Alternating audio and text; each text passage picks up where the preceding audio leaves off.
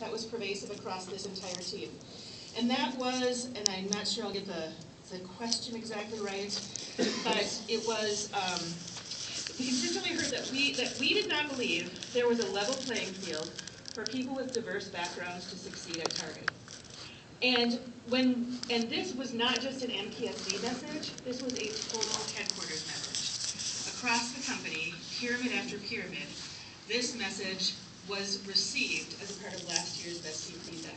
So, do you know their perspective about inclusiveness into all the messages? The BU campaign is a part of that. And Jody, I think, addressed this in the spring annual meetings. She said, it is our combined backgrounds and perspectives that make up the very essence of our culture. Individuality is what makes us great and what grounds our ability to sustain powerful teams and profitable growth, which leads to innovation. Our boldest ideas are not the work of one individual or department.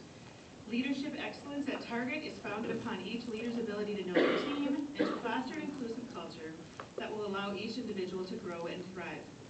More recently, I think most of you have participated in sort of brainstorming sessions that Brenda Moss and Randy Mound facilitated to really get under the covers and talk about what do we mean by this? What does respecting diverse backgrounds and an inclusive culture mean to you? And I think, it means something different to every single one of us. And I would tell you that I'm probably one of the people who also put this on my Best Team Survey feedback. Because I think there is a perception held by many people that there is a Target brand or a type of person who can be successful at Target. And we really do need to blow that out of the water. We really need to demystify that because I don't believe it's true, but a lot of people believe it. So I'm going to ask you, as you go to your Best Team Survey feedback meetings or you're statusing with your boss, if you have ideas or examples of things that you've seen happen or things that could be done differently, please make sure you're sharing them. Make sure that someone's getting that feedback. Because we really do need to break this paradigm. You will, and I'm actually going to talk about, what I wanted to put up here is this quote that I love. And let me see if I can do this while everyone's watching. It's a quote from Oscar Wilde.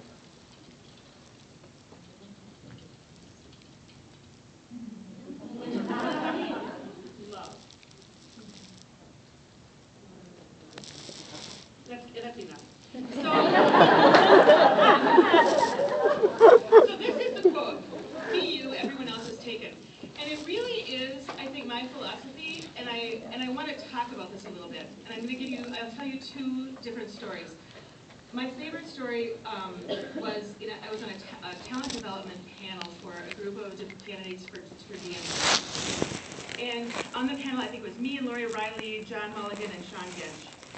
And somebody asked this question, and they said, it seems like there is a certain style or profile of individual that is considered Target brand, and I don't really feel like I fit it. Will there be a way for me to be successful if I don't fit that mold? And my favorite story came from Sean Ginch. Sean is currently a VP in marketing. I think he's working in Target Canada right now. But he started in Target Financial Services in Utah. And he worked in the bank in Utah. And when he interviewed, he came in and interviewed with Terry Scully. And he said he'd been on the job for about 6 months, and he was checking in with Terry, and he asked how he was doing. And Terry said, well, you're doing great. You're doing all the things I expected you to do. You're contributing a lot. But I feel like you're kind of holding back. I don't feel like you are fully contributing yet, or that you're not 100% there. I feel like you're holding back. You're being reserved. And Sean said, well, I don't know if Target would like me to be different. I'm consciously being professional and what I think you expected me to be, because in my real life, I'm very outgoing and excitable and creative and a little crazy. And I'm not sure that that person that I am in my personal life would work here at Target. And Terry told him, I hired all of you, and I expect you to bring your whole self to work every day. I want 100% of what makes you you when you're here. When you're holding back, I'm not getting everything I paid for. expect all of you to show up. And I thought that was a really cool message because in my experience, I think early in my career, I've been like 29 years now, I just cannot believe I can say that. But if I look back, I think about how many years I wasted thinking about what other people thought of me, and worrying about how I was being perceived, and worrying about what people expected me to do, or how I was expected to act. And as I got older, and it happens, I think, to most people, because I know a lot of people my age say, wow, this is the best age ever, because what happens is you stop worrying about what other people think so much. And I think it comes with experience and maturity and perspective and all of those things, but I can tell you that the more I became myself, the older I got, the more I stopped worrying about what other people thought, and the more I was just me, the more successful I was. And I do think that now, I'm a little more outspoken than I was 20 years ago. I've always been kind of outspoken, but I say it now, in public, more. I express my concerns more openly. I'm more comfortable putting new ideas on the table, regardless of the reaction I get. I'm okay being wrong, and I don't need to be the smartest person in the room to talk.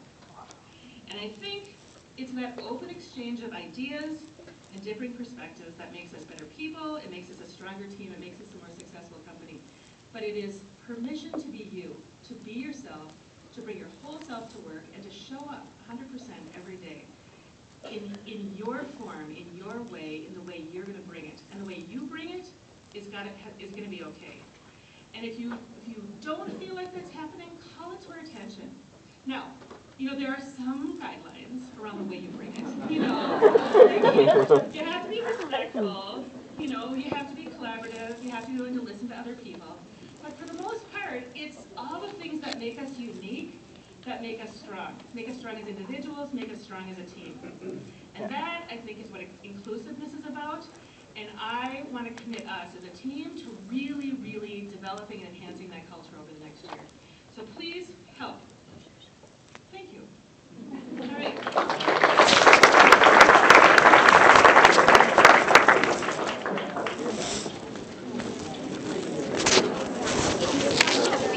Yeah.